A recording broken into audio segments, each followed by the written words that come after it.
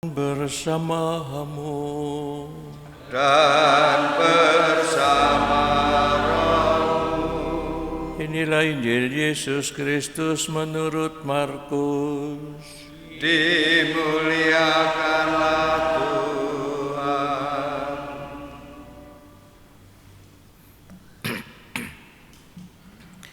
Pada suatu hari datanglah seorang ahli Taurat kepada Yesus dan bertanya, "Perintah manakah yang paling utama?"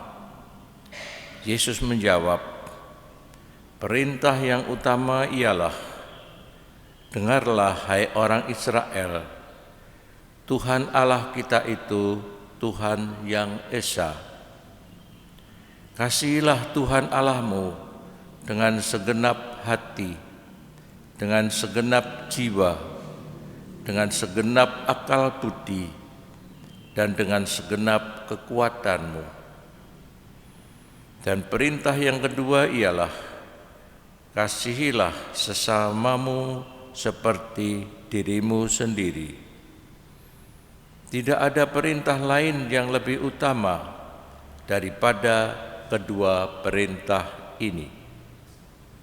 Berkatalah ahli Taurat itu kepada Yesus, "Guru, tepat sekali apa yang kau katakan, bahwa Dia itu Esa dan tak ada Allah lain kecuali Dia.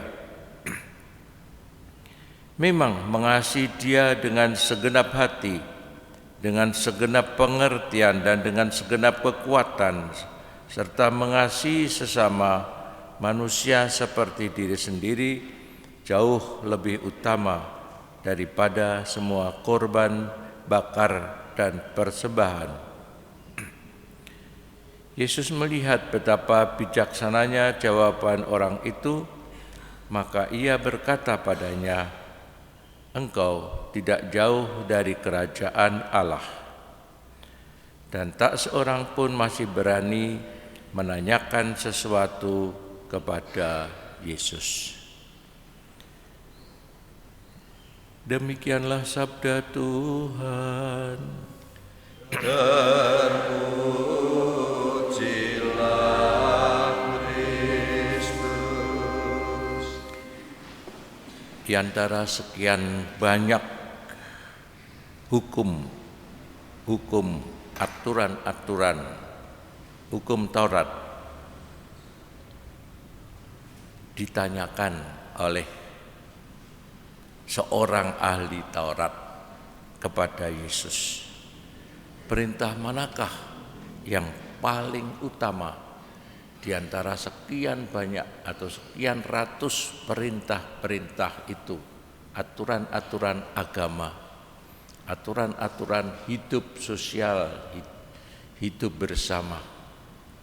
Dan dikatakan oleh Yesus seperti kita dengar tadi,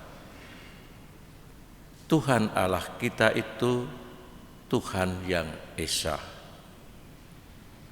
Kasihilah Tuhan Allahmu dengan segenap hati, dengan segenap jiwa, segenap akal budi, dan segenap kekuatanmu. Perintah kedua, kasihilah sesamamu seperti dirimu sendiri. Atas jawaban itu, ahli Taurat itu membenarkannya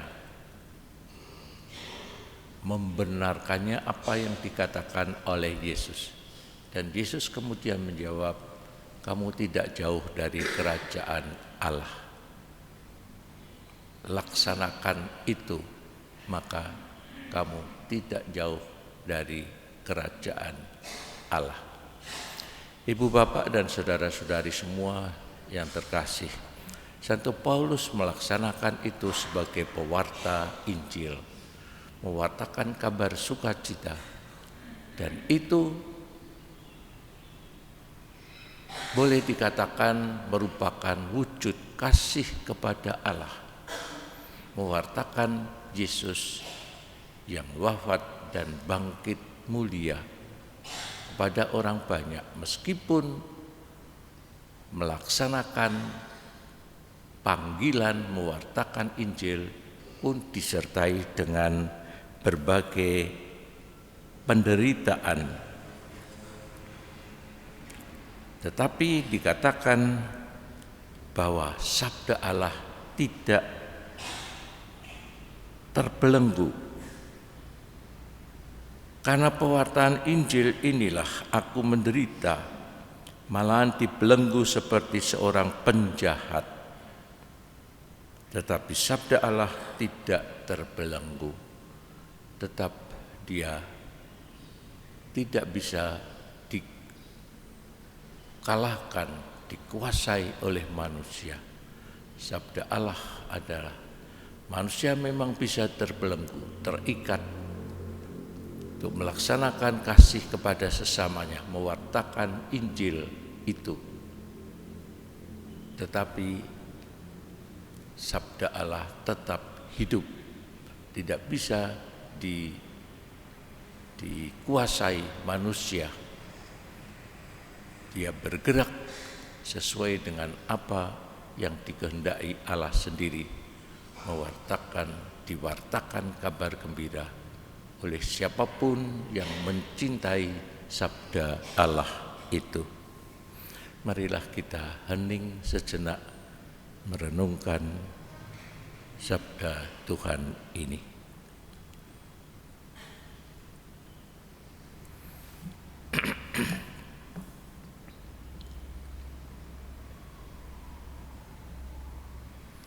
Kemuliaan kepada Bapa dan Putra dan Roh Kudus.